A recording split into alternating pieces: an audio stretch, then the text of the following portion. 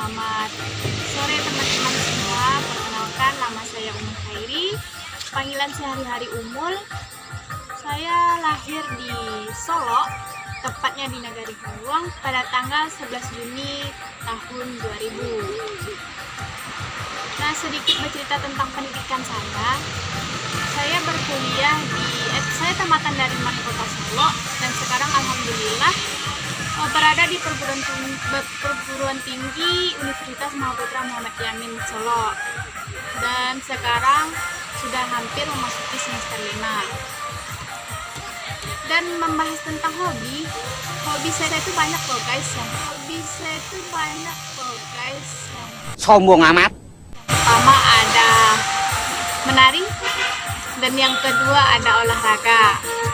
Kemudian hobi yang paling sangat saya sukai sekali itu traveling, seperti tempat yang saya datangi sekarang ini. Itu adalah objek wisata yang ada di Kabupaten Solo, Danau Singkara.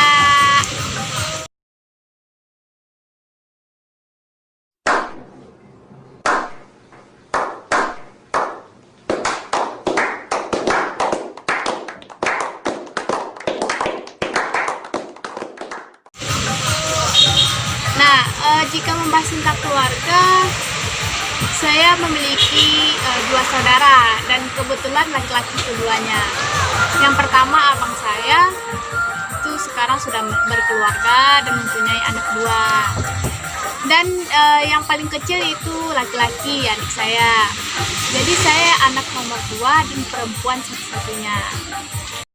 Pengalaman saya dalam organisasi, mulai dari saya kecil, nggak kecil juga sih, mulai dari saya MTS sampai ke MAN dan bahkan sampai ke perguruan tinggi saat sekarang ini, saya selalu masuk ke sebuah organisasi, baik itu yang dalam sekolah maupun luar sekolah, dan dalam kampus maupun luar kampus.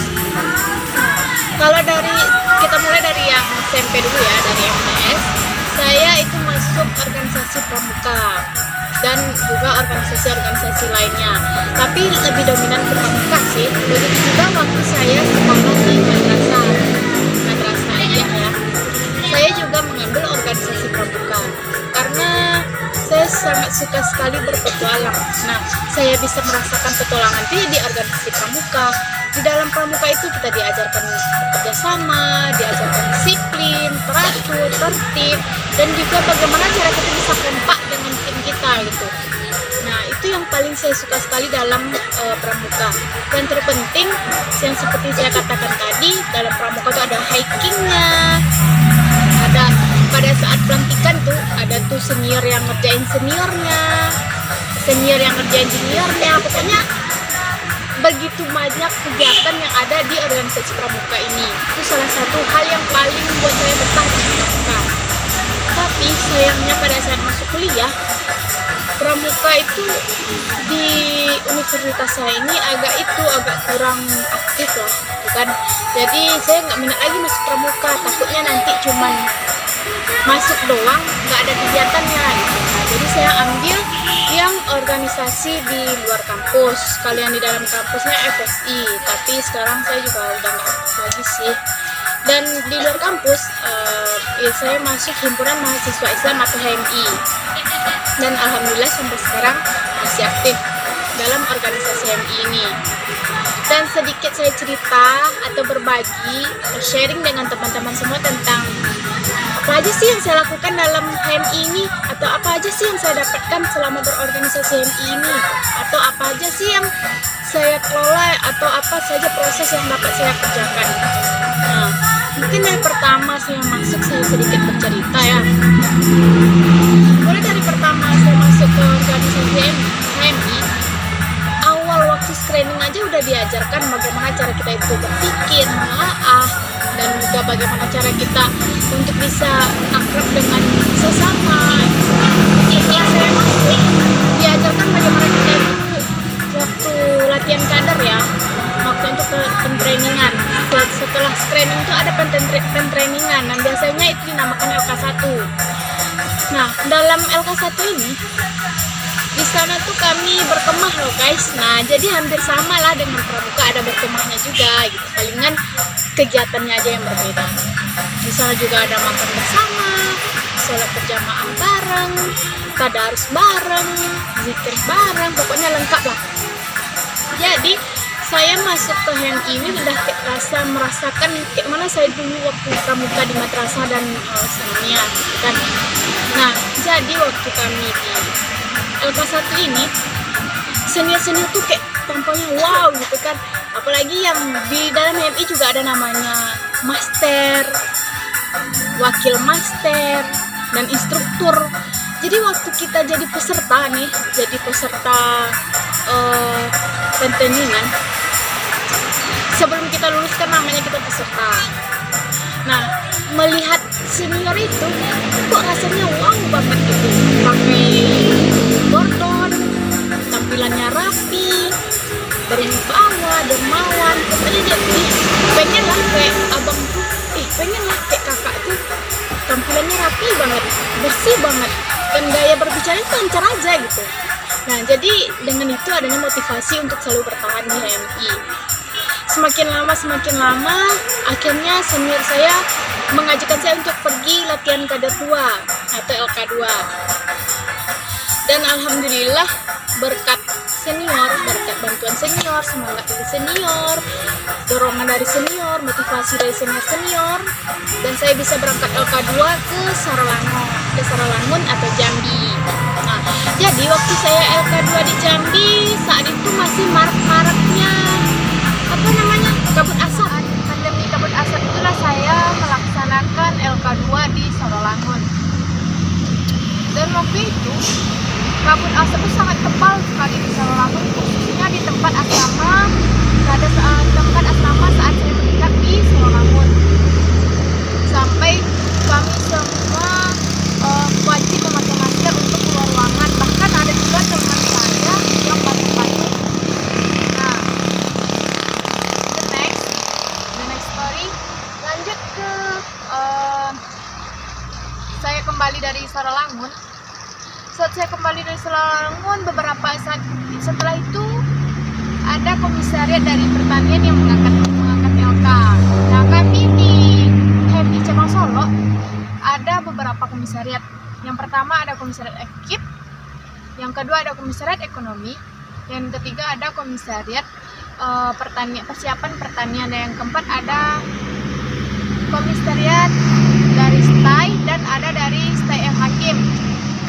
Nah, kebetulan saya sendiri berasal dari komisariat ekip. Nah, setelah saya pulang itu, saya diangkat menjadi ketua panitia dalam pelaksanaan LK1. Dalam proses saya sebagai ketua panitia, tentunya bingung ya kan, pertama kali jadi ketua panitia.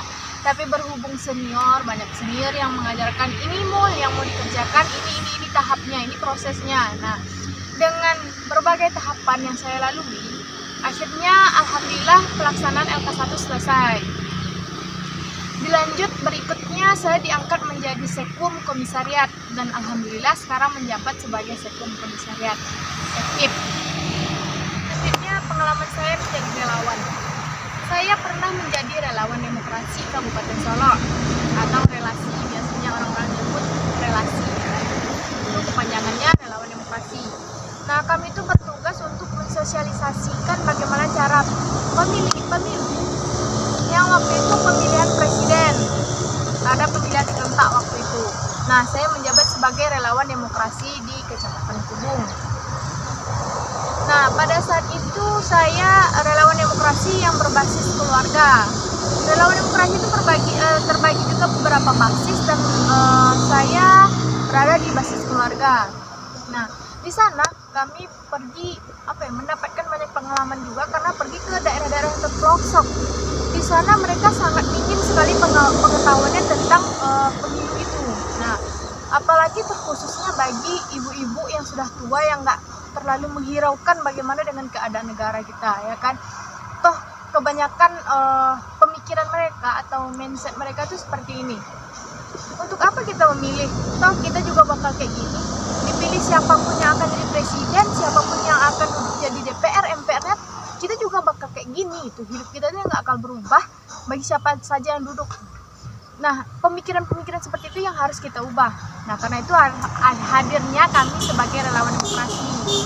Agar gunanya kami hadir itu agar partisipasi masyarakat dalam memilih ini meningkat. Jadi kami adakan sosialisasi, bagaimana cara pemilihan, sosialisasi tahap-tahap pemilihan, langkah-langkah dan semuanya kami beritahukan kepada masyarakat yang ingin tentang pemilu. Selanjutnya pekerjaan saya sekarang, pertama saya bekerja tamat madrasah. Saya bekerja sebagai ustazah tahfiz di SDIT Saadiah Selayu. Dan berhubung waktu itu kuliah saya seperti kuliah non-reguler ya, masuknya cuman Kamis Jumat Sabtu. Jadi saya bisa mengajar pagi, mengajar tahfiz di SDIT. Siangnya baru saya ke kampus. Lalu masuk ke semester 2, nah jadwal kuliah saya dirombak, jadi saya tidak bisa lagi mengajar di SDIT tersebut dan akhirnya saya berhenti mengajar di SDIT. Lalu sekarang saya masuk ke PPS dan alhamdulillah sudah berjalan 2 bulan. Di PPS ini saya juga banyak mendapatkan pengalaman dari senior-senior yang sudah lama atau sudah berpengalaman di bidang ini. Nah, dari beliau-beliau lah saya belajar bagaimana cara melakukan ini, apalagi khusus saya divisi data, mungkin agak lebih keras perjuangan dalam tahapan kali ini. Gitu.